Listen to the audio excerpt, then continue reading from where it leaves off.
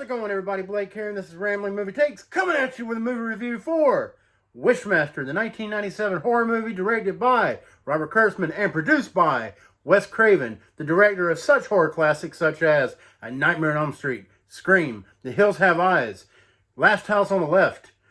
This man is a legend, and he produced this movie that a lot of you don't know about.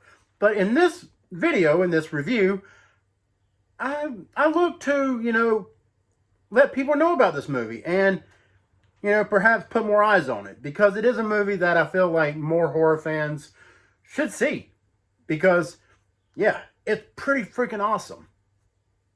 Kind of. There are things about it that are very awesome. So anyways, before we get started with this review, yes, I am wearing glasses.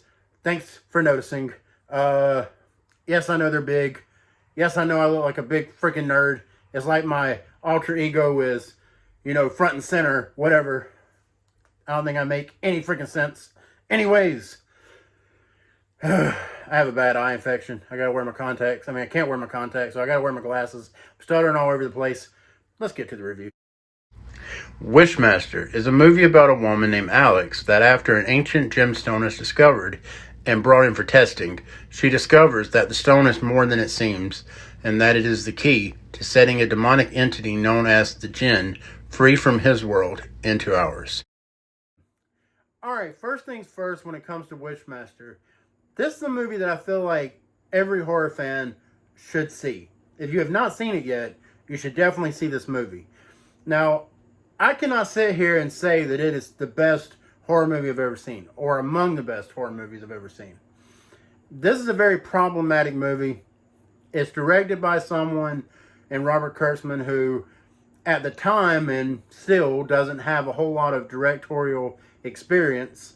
He's a makeup VFX artist, that just took over the reins as director. I'm pretty sure this was his baby to begin with, and he wanted control over it. That's my guess. I don't know that for a fact.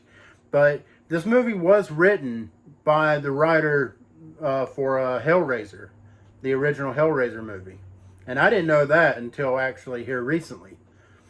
So, even though I have my problems with Hellraiser, there's a reason why I'm making this video. And that reason is because I feel like what is done well in this movie is done really well. It's got a lot of great things about it. And the greatest thing about it is Andrew Davoff, I think that's how you say his name, as the Jinn. He is phenomenal in this movie. The guy just radiates creepiness, alright? Like, he is perfect for this role. And he played Wishmaster. He played the Jinn in two of the Wishmaster movies, the original and the sequel. There was two other movies that came out that went straight to video. I believe the second movie went straight to video as well, where, he did not play the Jinn in part 3 and part 4, but he did play the Jinn in part 1 and part 2. Anyways, so I've always felt that Andrew Davoff was very underrated. His performance, his character, the Jinn, always felt was underrated. Never got the appreciation he deserved.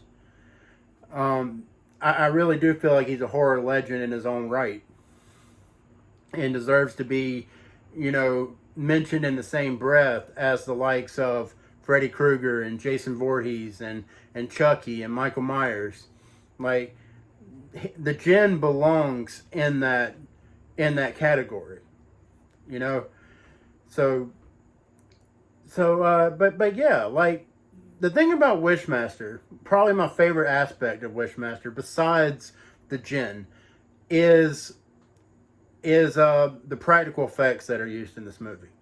There are some phenomenal practical effects in this movie. Very impressive, what Robert Kurtzman was able to do with the practical effects. You don't see it a whole lot in horror movies, especially nowadays. But this movie was low budget. It was made for like $5 million. So, a lot of the budget definitely went toward practical effects. And like I said, they look great. They look absolutely phenomenal. I think the story for this movie, the plot, I think it's got a good plot, but I do feel like Robert Kurtzman really missed the mark in terms of execution. I feel like he fell way short with the execution. And you know, it's one of those movies that it could have been a lot better than it was in better hands, I feel like. But respect where it's due, Robert Kurtzman, he didn't do a bad job directing this movie. He did a fairly solid job. And the script for this movie, you know, it's hit or miss. It really is. Like I said, the overall plot is interesting. The djinn is released, grants the person that released him 3 wishes, and the wishes never turn out as planned. It always turns out really bad for the people that make these wishes. So, and for the person that has the 3 wishes. Have I lost you yet? Anyway. But yeah, back to the VFX, back to the practical effects rather.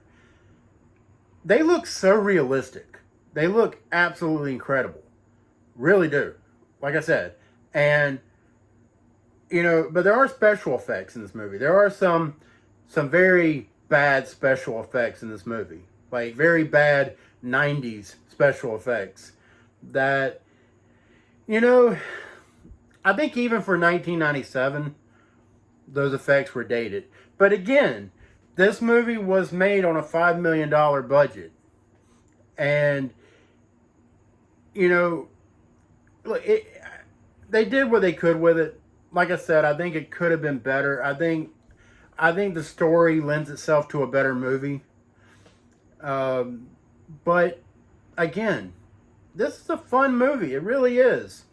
And I've always said, not always, but for a long time I've said that if there is a horror movie deserving of a remake in this culture of remakes that we're living in, because Hollywood is so unoriginal, if there is an IP, if there is a movie, whatever, that deserves to be remade, that could actually use the remake treatment, it's Wishmaster.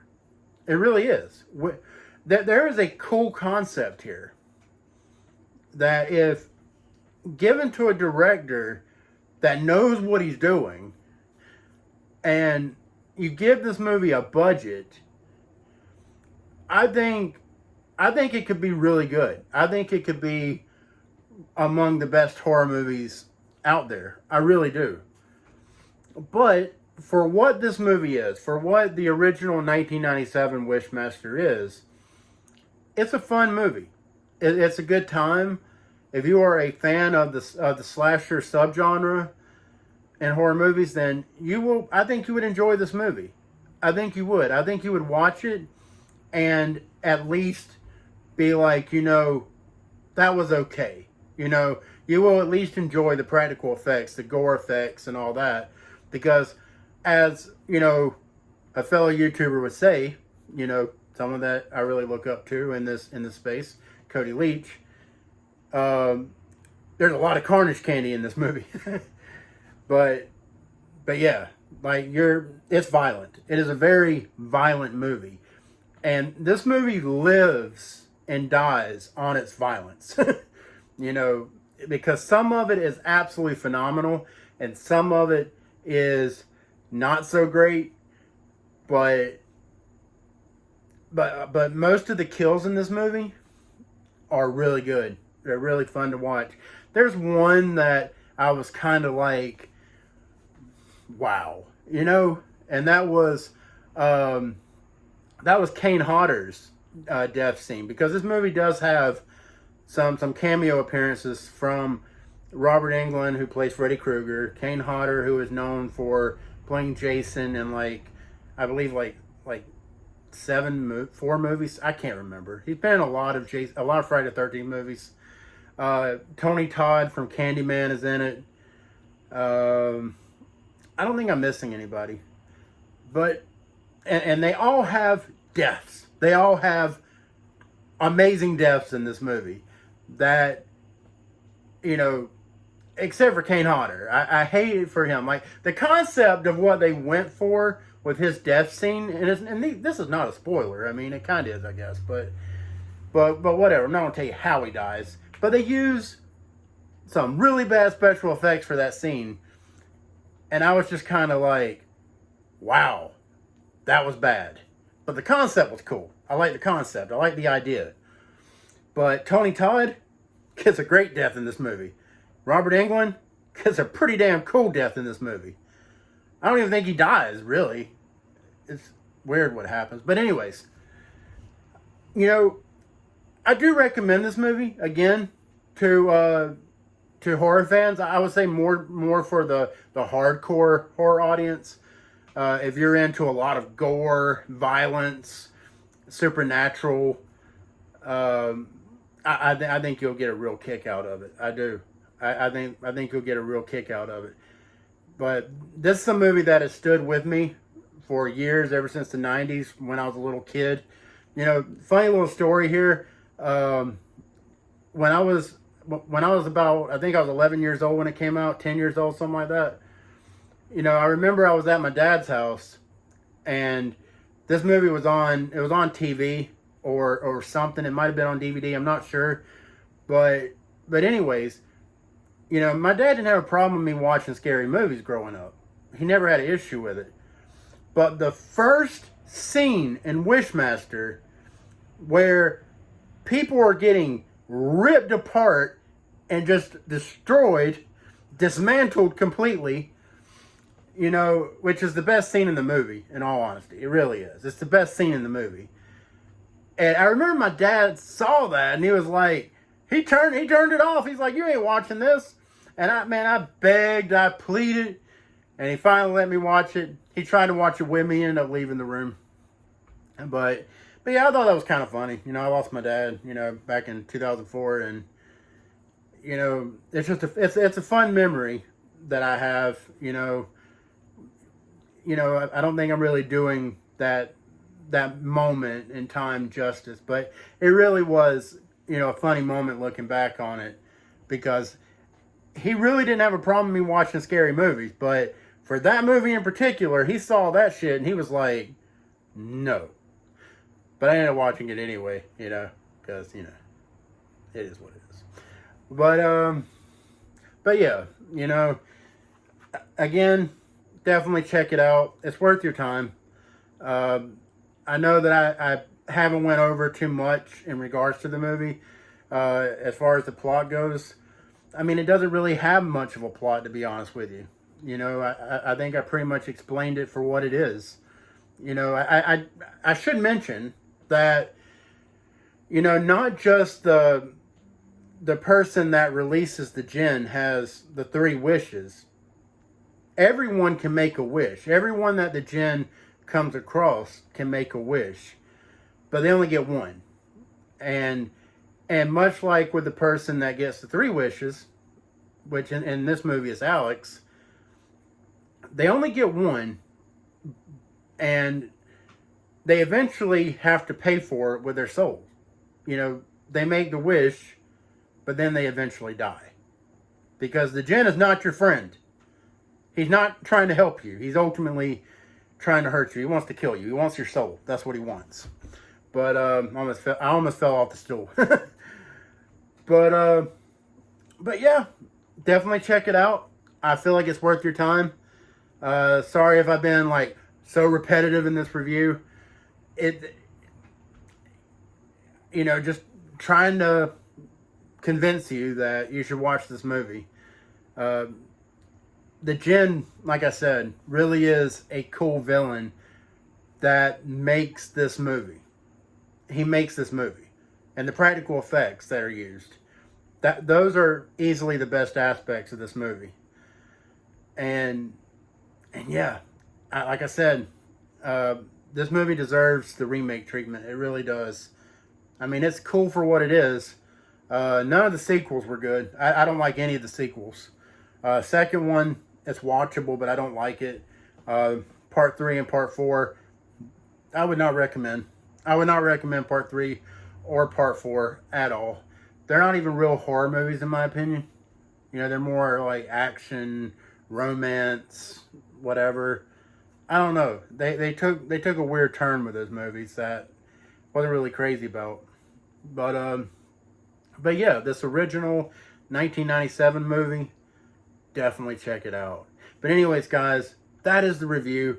If you like this video, if I didn't ramble too much for your liking, do please like, share, and subscribe. I would greatly appreciate it. It would mean a lot to me. And until next time, I'm Blake, and this has been Ramblin' Movie Takes. Y'all have a good one.